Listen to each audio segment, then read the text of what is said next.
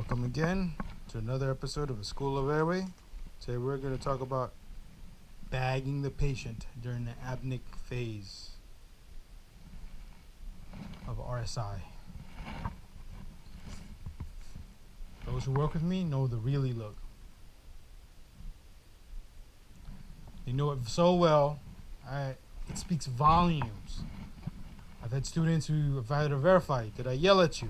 No. But they know when I give them the look. And even colleagues know when I give them the look. What the hell are you thinking? What the blankety blank are you doing?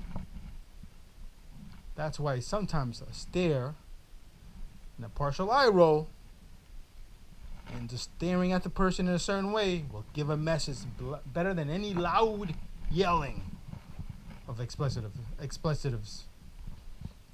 Okay? So, pet peeve, if you're trying to do everything to prevent him from aspirating, right? Because I know most of you are not going to think of, wow, I'm going to throw an NG tube down. You know what? I'm going to give him Regland, or I'm going to give him Zofran before this intubation. I'm going to prevent any active vomiting, right? Because there's two types of vomiting, passive and active. If I paralyze you, there's no active intubation. There's no active vomit. If I truly had a good line, a good IO, good peripheral, good central line, don't worry, I'm not trying to do an IM shot of paralytic. I'm not trying to give a sub-Q dose of paralytic. Okay? If I give you something to paralyze you, you are not actively vomiting. What I'm trying to prevent is the passive flooding, ebb and flow of the stomach, opening up into the esophagus. And if I put too much of this, that beautiful landscape of Mount Fuji becomes Volcano Fuji. And it looks like Godzilla took a dump and threw up all the bad chimichangas he ate last night. He had it with sriracha and made sure he spewed out all the stuff he ate the night before with fire. So compare it in your eyesight, in your head. Beautiful landscape of Mount Fuji, Volcano Fuji after Godzilla wrecked it. All right. So those are the things I think about when I pre-oxygenate the patient, got him ready. The stats are 100, been 100 for like 3 minutes. I give the paralytic. Some of us like to get the patient ready. So we'll have either a supernova as your backup oxygenation device in case he needs to be backed up. After you fail, you can continue the high flow oxygenation through the ports. Oxygen port here, have the BVM already set up at the top end. Some of us believe that you should have the mouthpiece. I just closed the mouth. I do believe the nasal piece is the most essential part to it. Some of us don't have supernovas yet. Some of us are still waiting for ASAP. Waiting for another American anesthesia conference or some PGA postgraduate assembly in New York every year to see it. All I know is it works. But for those of you who don't, if you have this set up with PEEP going high flow over 15 liters, you're providing some minimal but some positive pressure ventilation. But I don't need to be vagging for this to happen. It's already recruiting alveoli to stay open. Biggest pet peeve, medicine goes in, doctors in the emergency room have AD. The worst type of patients in the world. The worst. You know how I know? There's always someone who's a lunkhead who throws in who remembers small memories, slight memories of when they weren't doing anesthesia month, they sedated the patient and did a couple of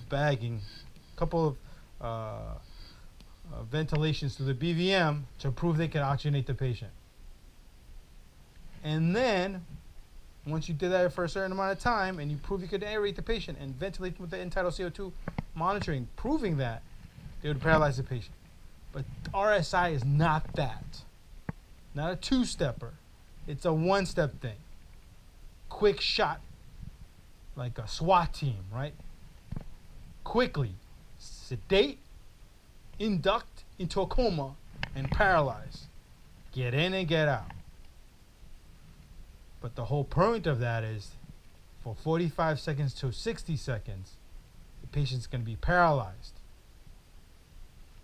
Once he achieves acute paralysis and acute coma at this maximum, the acute onset of the medicines, go in and get your tube in as fast as possible.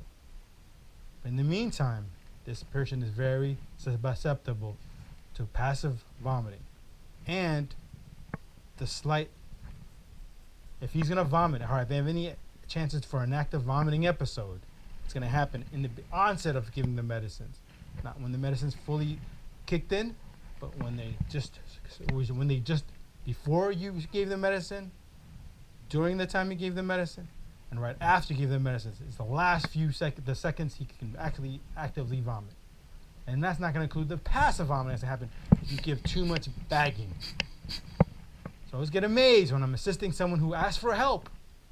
You know what they do?